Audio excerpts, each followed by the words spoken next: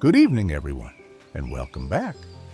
Tonight, we find ourselves camping out in the forest, and as we listen to the soft sound of the rain and chirping of the birds, I thank you for joining us for another relaxing story from our Holy Bible. As you settle into bed, take a deep breath.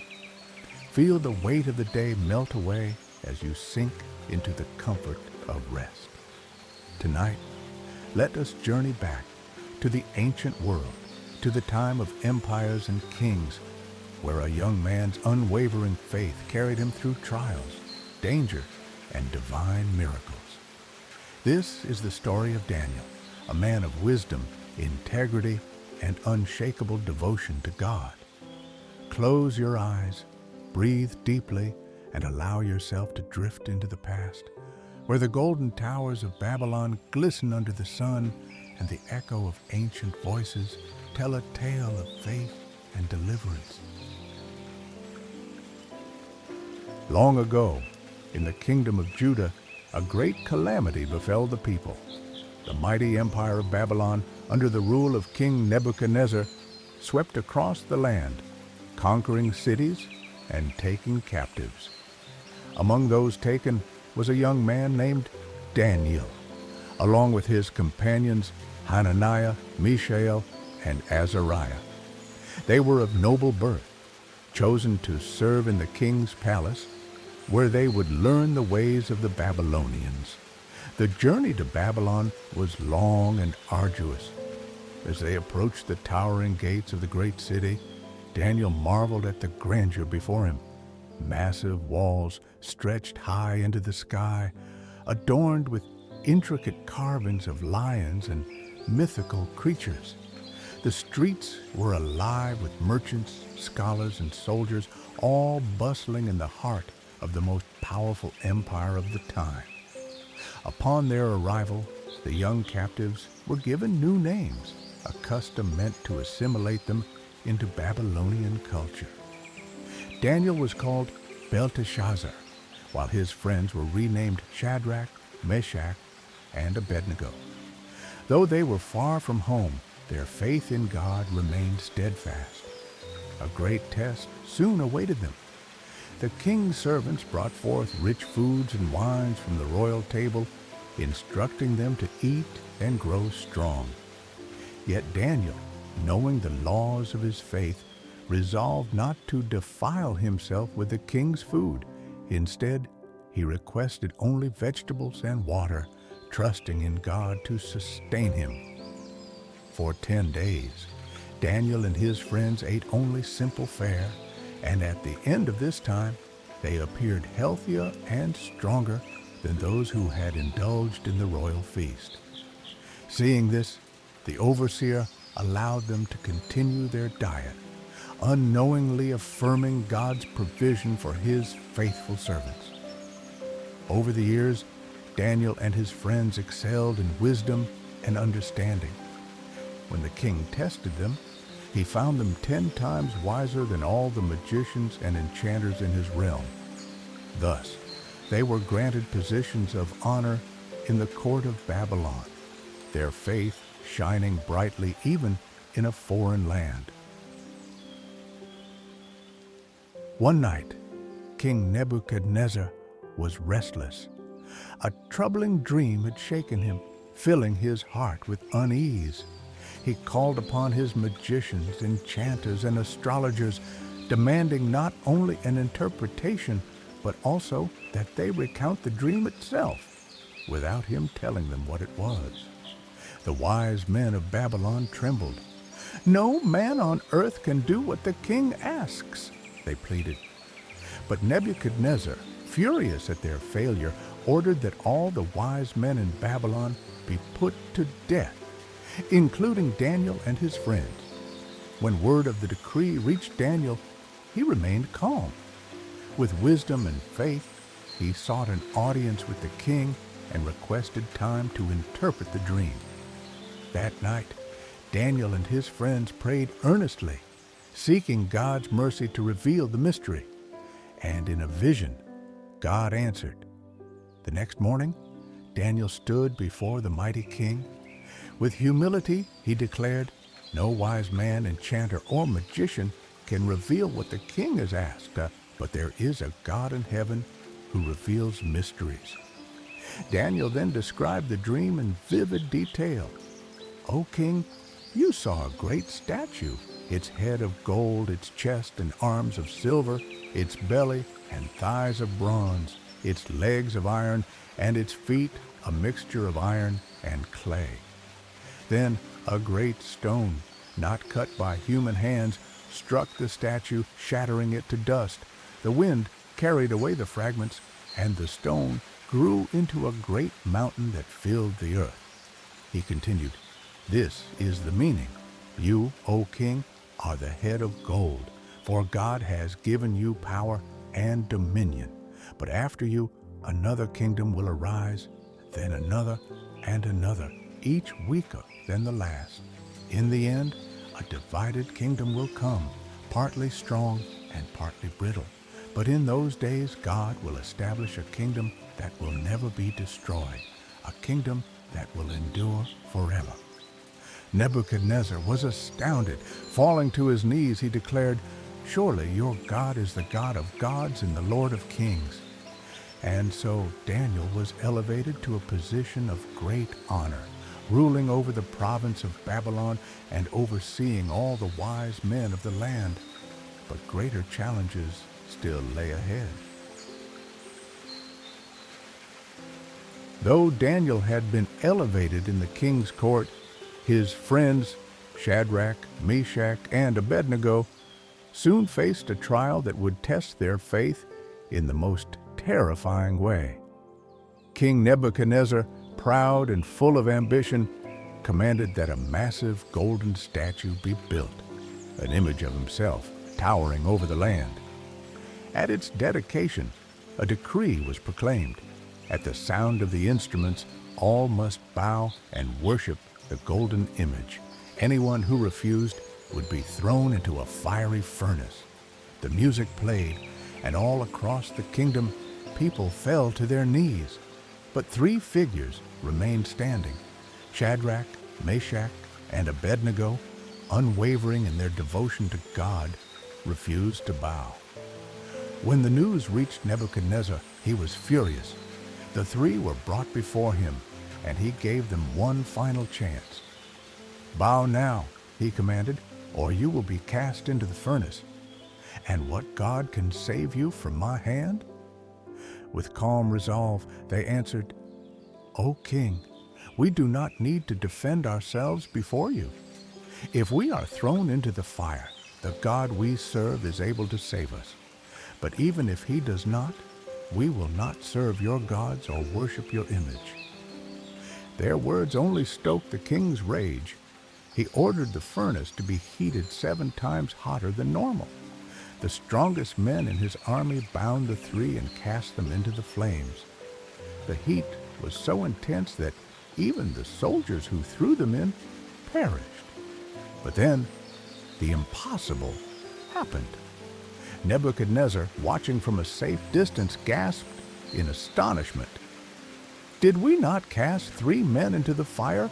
Yet I see 4 walking unharmed, and the 4th looks like a son of the gods."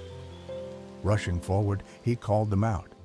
Shadrach, Meshach, and Abednego stepped from the flames, their clothes unsinged, their hair untouched by fire. Not even the smell of smoke clung to them. Overcome, the king declared, "Praise be to the God of Shadrach, Meshach, and Abednego. No other God can save in this way." And by royal decree, none in the kingdom were to speak against their God. Though this miracle astounded Babylon, it would not be the last time Daniel and his companions would stand against the rulers of the land.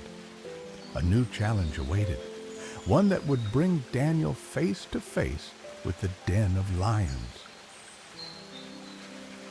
Years passed, and the mighty Babylonian Empire continued to reign. But Nebuchadnezzar was no longer king. His grandson Belshazzar now sat upon the throne, though he was nothing like his forefather. Arrogant and indulgent, Belshazzar ruled with excess, caring little for the wisdom of the past or the power of the Most High God. One fateful night, Belshazzar hosted a lavish banquet for 1,000 nobles. The halls of the palace were filled with laughter and music as golden lamps flickered against the grand walls. But it was not just any feast. The king, in his pride, ordered the sacred gold and silver goblets taken from the temple in Jerusalem to be brought forth. These were holy vessels, meant only for worship in the house of God. Yet Belshazzar and his guests used them to toast their false gods of gold, silver, bronze, iron, wood, and stone. As the wine flowed and the revelry grew, something extraordinary happened. A hand, disembodied, ghostly, appeared before them, writing upon the wall of the palace. The fingers moved with purpose, carving glowing words into the plaster. Silence fell over the room. The king's face turned pale, his body trembled, and his knees nearly buckled beneath him. The writing remained, yet no one could understand its meaning. Terrified, Belshazzar called for his wisest men, his enchanters, astrologers, and diviners. Whoever can read this writing and explain it will be clothed in purple, given a gold chain, and made the third highest ruler in the kingdom. But none could decipher the words. Then the queen mother entered the hall.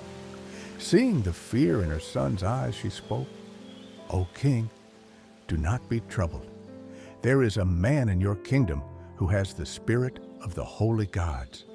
In the days of Nebuchadnezzar, he was found to have wisdom like no other. Call for Daniel, and he will tell you what it means." Daniel was summoned, now an older man, yet still full of divine wisdom. As he stood before the trembling king, Belshazzar repeated his offer of wealth and power. But Daniel refused. "Keep your gifts for yourself," he said, "yet I will read the writing for you." Before interpreting the words, Daniel reminded Belshazzar of Nebuchadnezzar's story, how his pride had led him to madness, but in the end he had humbled himself before the Lord. "Yet you, O Belshazzar, have not humbled yourself," Daniel declared.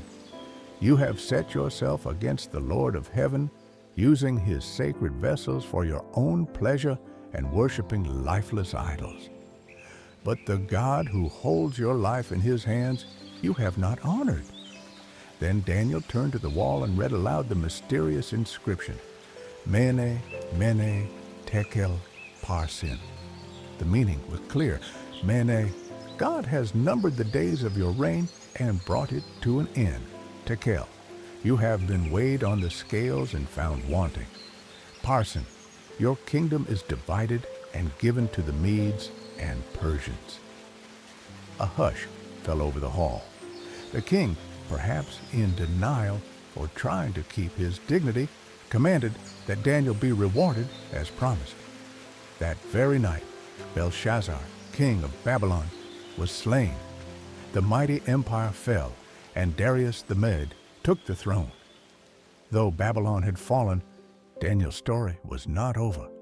Under this new ruler, another test of faith awaited, a night in the den of lions. With the fall of Babylon, a new empire rose, the kingdom of the Medes and Persians. Darius the Mede became king, ruling with a different style from his predecessors. Recognizing Daniel's wisdom and integrity, Darius appointed him as one of 3 administrators over the vast kingdom, placing him above many other officials. But Daniel's excellence and faithfulness made him stand out even more, and soon the king planned to set him over the entire kingdom. This did not sit well with the other officials. Jealousy and resentment filled their hearts as they watched Daniel rise in favor. They searched for a way to bring him down, but could find no fault in him. Daniel was honest, faithful, and devoted to his duties. Yet they knew there was one thing that set him apart: his unwavering commitment to his God. A sinister plan began to take shape. These men approached King Darius with flattery, saying, "O king, live forever. We have all agreed that the king should issue a decree that for the next 30 days no one may pray to any god or man except you, O king. If anyone disobeys, let them be thrown into the den of lions." The idea appealed to Darius's pride. Without much thought, he signed the decree into law, one that, according to the unchangeable laws of the Medes and Persians, could not be undone. Daniel, upon hearing the decree, was faced with a choice. He could stop praying and save his life, or he could remain faithful to God, risking everything. His decision was immediate. As he had always done, Daniel went to his upper room where the windows opened toward Jerusalem. He knelt down and prayed, giving thanks to God. Not once, not twice, but 3 times a day, just as he had always done. The conspirators were waiting. Seeing Daniel in prayer, they rushed to the king and accused him of violating the decree. "O king, did you not sign a law that anyone who prays to any god besides you will be thrown into the lion's den?" Darius, realizing the trap set for Daniel, was deeply troubled. He spent the rest of the day trying to find a way to save him, but the law could not be undone. At sunset, with great sorrow, the king ordered Daniel to be thrown into the lion's den. As the stone was rolled over the entrance, Darius spoke, "May your God, whom you serve continually, rescue you." That night, the king could not eat or sleep. He tossed and turned, regretting his decision. At the first light of dawn, he rushed to the den, calling out with a voice filled with hope and despair, "Daniel, servant of the living God, has your God, whom you serve continually, been able to rescue you from the lions?" Then came a voice from within, "O king, live forever. My God sent his angel to shut the mouths of the lions. They have not harmed me, because I was found innocent in his sight. Nor have I done any wrong before you, O king." Overcome with joy, Darius ordered Daniel to be lifted out of the den. Not a single wound was found on him, for he had trusted in his God. But the story did not end there. The king, furious at those who had plotted against Daniel, commanded that they, along with their families, be thrown into the den. Before they even reached the floor, the lions overpowered them. Then Darius issued a decree to all his people, declaring that Daniel's God was the true and living God, whose kingdom would never be destroyed. And so Daniel prospered in the reign of Darius and into the time of King Cyrus, his faith unshaken, his trust in God unwavering. Though Daniel was spared from the lions, his trials were not over. He continued to serve under the rule of different kings, from Darius to Cyrus, always remaining steadfast in his faith. His visions of the future, given to him by God, would shape the understanding of prophecy for generations to come. He saw kingdoms rise and fall, the coming of the Messiah, and the ultimate triumph of God's kingdom. Even in his old age, Daniel remained a man of prayer and wisdom, never wavering from his devotion. As the years passed, Daniel's influence remained strong, his name spoken with reverence in the royal courts. He witnessed the fall of Babylon and the rise of the Persian Empire, yet through every shift in power, he remained steadfast, knowing that earthly kingdoms were fleeting, but God's kingdom was eternal. When King Cyrus decreed that the Israelites could return to their homeland, Daniel must have felt a sense of fulfillment, knowing that God's promises were unfolding before his eyes. Yet, Daniel himself did not return to Jerusalem. His work in Babylon was not in vain, for his faithfulness had sown seeds of righteousness in a foreign land. He continued to pray, seeking God's wisdom until his final days. And though he passed from this world, his story was not forgotten. His life became a beacon of unwavering faith, a testament to the power of God's presence, even in exile. Daniel's story is one of endurance, integrity, and divine intervention. Through his unwavering devotion, he proved that faith is not bound by borders, nor is it weakened by trials. In the midst of a pagan empire, he stood firm, and in doing so, he revealed the glory of God to kings and nations alike. His life reminds us that God is always present, guiding those who trust in him, even in the darkest of times. As we close the book on Daniel's journey, may his steadfast faith inspire us in our own lives.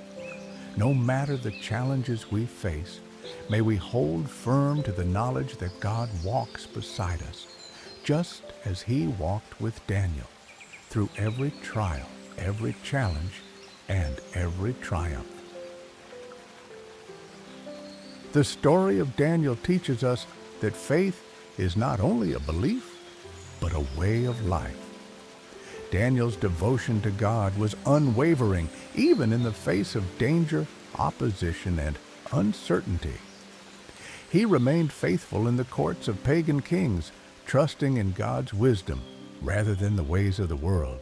His courage was not born from human strength, but from a deep, abiding trust in the Lord. As we reflect on his story, we are reminded that faithfulness brings blessings, even in trials. Daniel's refusal to compromise his beliefs set him apart. His reliance on prayer and obedience to God led to divine protection and wisdom beyond human understanding. His life is a testament that God honors those who remain steadfast in him. In our own lives, we may not face literal lions or kings, but we do encounter challenges that test our faith. Like Daniel, we are called to trust in God's plan, even when the world seems uncertain. The same God who delivered Daniel from the lion's den watches over us, guiding us through the trials we face each day. Let us now take a moment to pray. Heavenly Father, we thank you for the story of Daniel, for his courage, his wisdom, and his unwavering faith. May we learn from his example and remain steadfast in our trust in you. When we face trials, remind us that you are our refuge and strength. When we feel uncertain, fill us with the wisdom that comes from your word. May we walk in faith, just as Daniel did, knowing that you are always with us. As we rest tonight, let your peace fill our hearts, and may we awaken with renewed faith and hope. In Jesus' name, amen. As you drift into sleep, let the lessons of Daniel's story bring you comfort. Know that you are never alone, for God's presence is always near. Rest well, knowing that his love and protection are with you now and always.